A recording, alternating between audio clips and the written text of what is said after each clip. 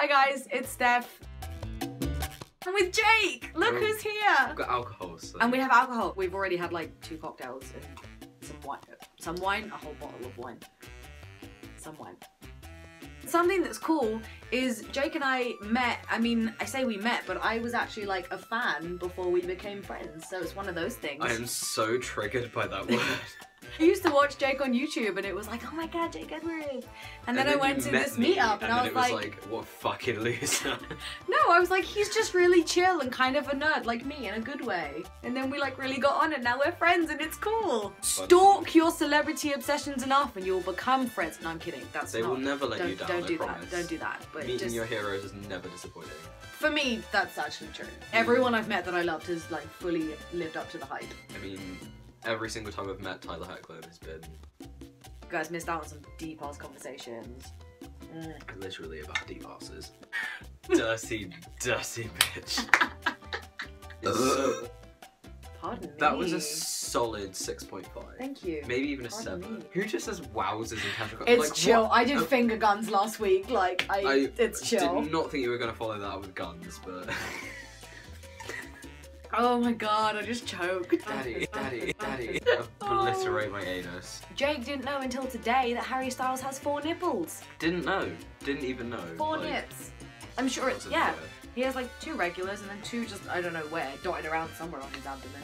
I cannot wait for the day when we both have our surgeries. We'll just be like exchanging photos and be like, look at my nips, look at mine! Hello darkness, my old friend. I have a lot of deep moments. Deep in that ass! Okay, so I came out as FTM and then came out as non-binary, but Steph here was non-binary and then FTM. Yeah, so we did like a switcheroo. I was literally going to say switcheroo. What was the kind of like fallout with everybody like around you? What did your friends think and your family think about the transition from non-binary to binary?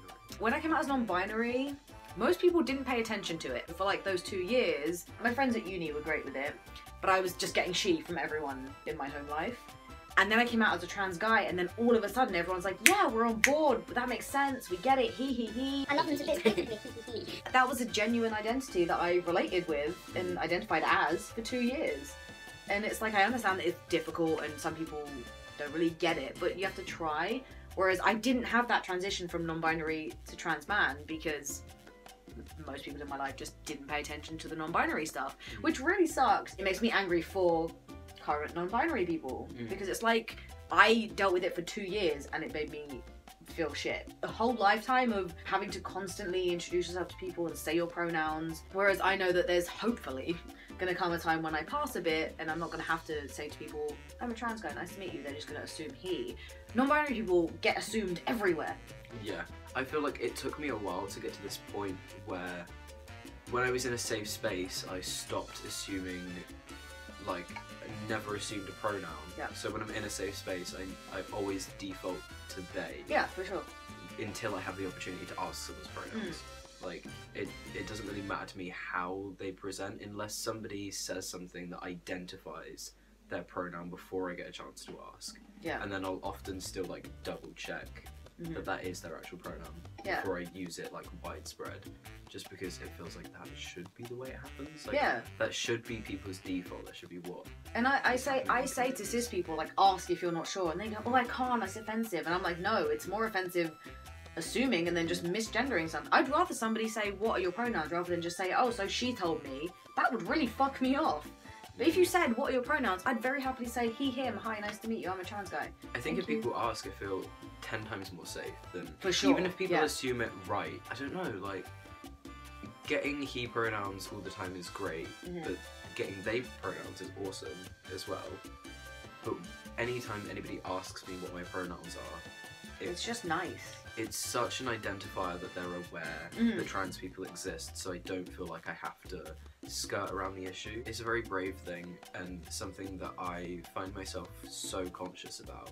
Like, even if people say the word trans, I just ignore it. I'm like, don't know what that means. It depends, like, if I'm surrounded by people I know are cis and like older, if they're like my age and they say the word trans, I'm like, honey, let me explain. Hey, what's up? If it's older people as well, like, I get like sucked into a shell. Yeah, it's like this. Yeah. I suddenly have no idea what the word trans means. Yeah. It's never graced my ear holes before. Yep. Just I'm just a boy. ignorant. Suddenly I'm completely not paying attention to people's conversations. I'm in my own head. I'm doing something. I'm really, really busy right now. Please go away. No idea what you're talking about. What's trans? I think at work especially, if anybody says like the words trans, I get so scared. I'm like, I do not want to talk about this. I don't want to even just inject like this subtle education, because the second I do, if somebody turns around and says something really transphobic, I'm never going to be able to work alongside that person ever again. Of course. Without remembering that vividly. I'm just so friendly with all of these people in a work way, and they're so outside of my generation and my experience in life that it would be so hard to relate it to in a way that would resonate with those people.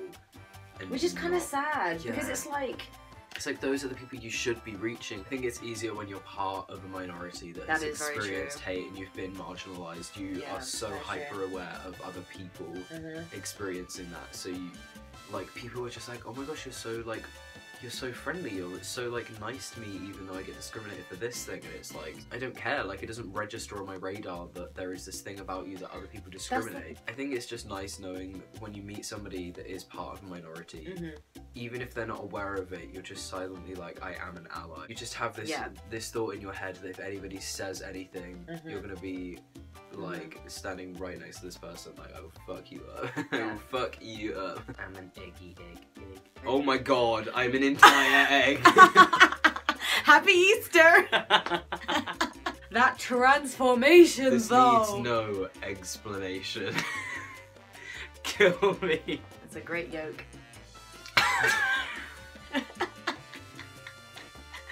I hate myself. Why are we like this? Am I Broly yet? Do I need to get a few more piercings? To be fair, you don't look like awful. Like when I shaved my head, let's not even talk about it because it did not look good. You look like a newborn baby. Like a fresh out of the womb child. Like, look, and you're crying like one too. Fresh out of the womb. Yeah. That's my aesthetic. We hope you guys enjoyed this video. Also, if you haven't already, which you should have, because I don't know why you haven't, but go subscribe to Jake, do all that cool stuff, because he does really rad things. He's like way more interesting than me, so go do that. I hope you guys have a good day, evening, night, wherever you are, and I'll see you soon. Bye.